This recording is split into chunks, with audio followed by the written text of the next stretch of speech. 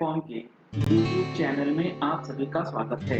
जी हाँ फ्रेंड्स, आज 23 जून 2021 लगभग एंड हो चुका है और 30 जून आने में अब एक हफ्ते का समय रह गया है।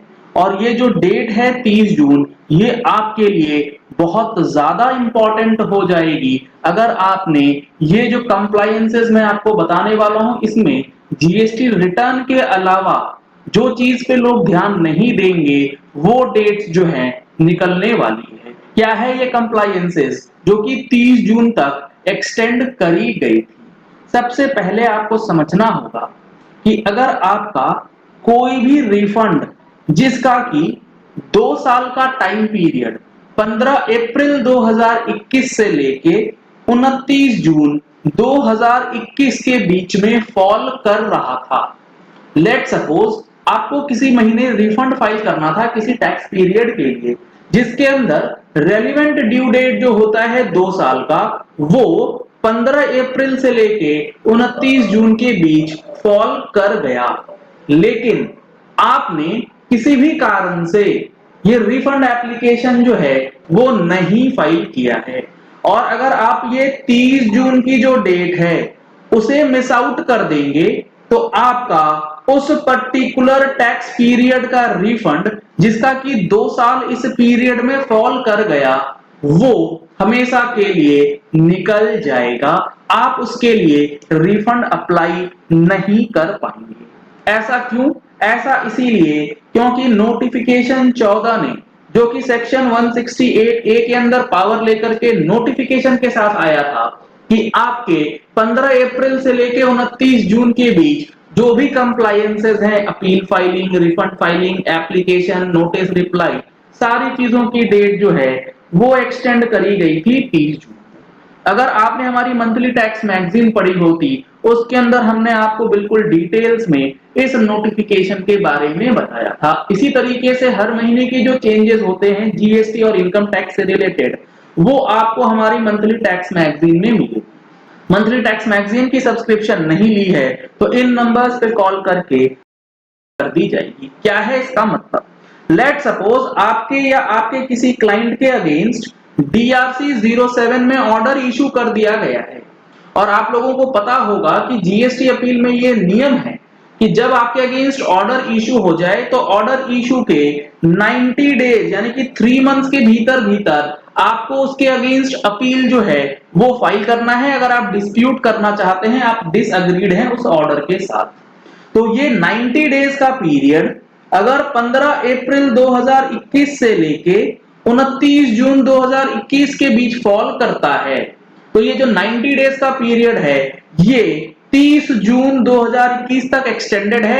इसके बाद ये पीरियड जो है वो एंड होने वाला है। तो इस चीज को भी ध्यान रखिएगा।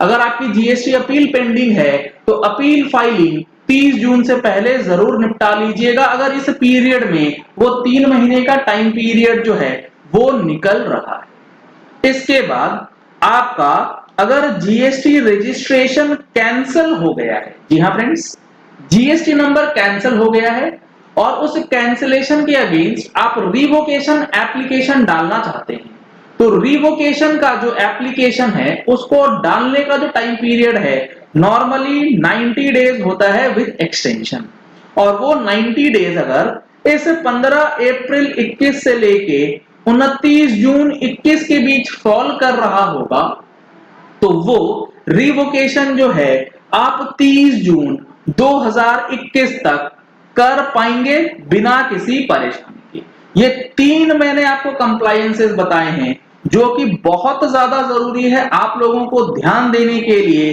क्योंकि 30 जून के बाद इन तीनों में से कोई भी आप कंप्लायंस करने जाएंगे आपका काम जो है नहीं होने वाला on the basis of time barred situation. बाद में आप फर्दर लड़ाई करते रहिए वो अलग मैटर है। अगर आप सिंपल टर्म में आसान तरीके से अपने काम कराना चाहते हैं तो इस 30 जून के डेट को मिस मत कीजिएगा। इसके बाद अगर किसी प्रकार का कोई आपके पास नोटिस आया है जिसकी रिप्लाई देने की ड्यू डेट, ध्यान रखिएगा नोटिस का रिप्लाई देने का जो तारीख है, जो डेट है वो 15 अप्रैल 21 से लेके 29 जून 21 के बीच में अगर फॉल कर रहा था तो उसका रिप्लाई देने का भी लास्ट डेट जो है वो 30 जून 2021 तक एक्सटेंडेड हो गया है। अगर आप 30 जून तक रिप्लाई नहीं देंगे तो वो जो रिप्लाई है उस नोटिस का वो डिपार्टमेंट हो सकता है एक्सेप्ट ना करे, कंसिडरिंग कि आपने डेट पे आके रिप्लाई जो है वो नहीं दिया है और फर्दर उसमें आपका डिमांड ऑर्डर जो है वो कंफर्म कर दिया जाए। तो ये चार चीज जो है आपको ध्यान रखना है कि 30 जून से पहले आप इसे किसी तरीके से निपटा लें।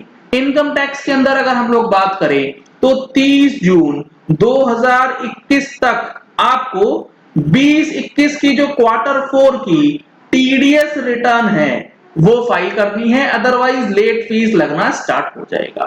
साथ ही साथ पैन और आधार की जो लिंकिंग की बात है ये भी आपको 30 जून तक कर लेना है, अदरवाइज पैन जो है वो डीएक्टिवेट होने वाला है 1 जुलाई से। ये कुछ चीजें हैं जो कि आपको इस एक हफ्ते के अंदर निपटा लेने हैं ताकि आपके बिजनेस में या आपके क्लाइंट के बिजनेस में कोई इफेक्ट ना आए। अगर आपको जी